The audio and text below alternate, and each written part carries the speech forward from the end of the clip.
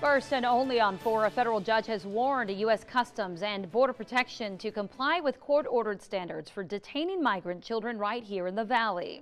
As CBS 4's Flores explains, it's either that or risk having an independent monitor to keep tabs on the agency.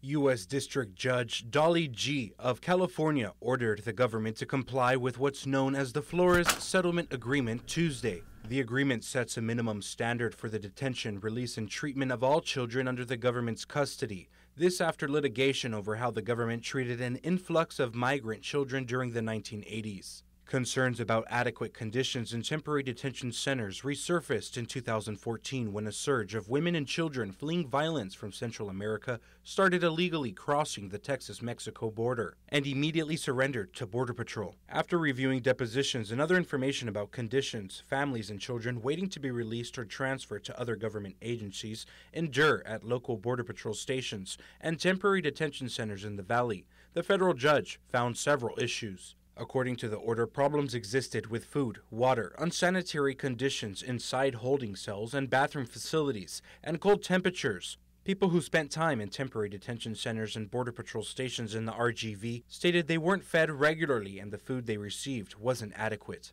A woman and her 3-year-old son received a sandwich with a frozen slice of ham with a kind of ice under the bread as the first meal, according to a deposition quoted by the judge. CBP disputed the depositions and countered with logs from an agency computer system that tracks detainees. The judge, however, found the logs weren't reliable and sometimes proved CBP didn't follow its own rules. Women and children detained by Border Patrol say the agency offered them bad-tasting water and didn't provide enough cups for everyone, forcing them to share. In a written statement submitted to the court, Chief Patrol Agent Manuel Padilla says the RGV sector provides water from sports-style 5-gallon water coolers and tap water. Agents drink the same tap water provided to detainees. The judge determined the government hadn't provided adequate evidence to contradict the complaints. Border Patrol kept the temperature in detention areas between 66 and 80 degrees, according to the statement provided by the agency. Migrants said they were kept in cold holding areas with thin blankets, sometimes while wearing wet clothing, according to depositions quoted by the judge. When they complained about the cold, migrants said agents responded by lowering the temperature. The judge ordered Customs and Border Protection to designate a juvenile coordinator to monitor compliance with the settlement agreement.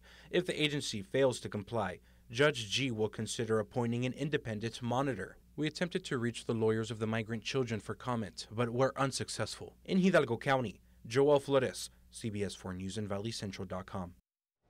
We reached out to CBP for comment, but we were told it is CBP policy not to comment on pending litigation.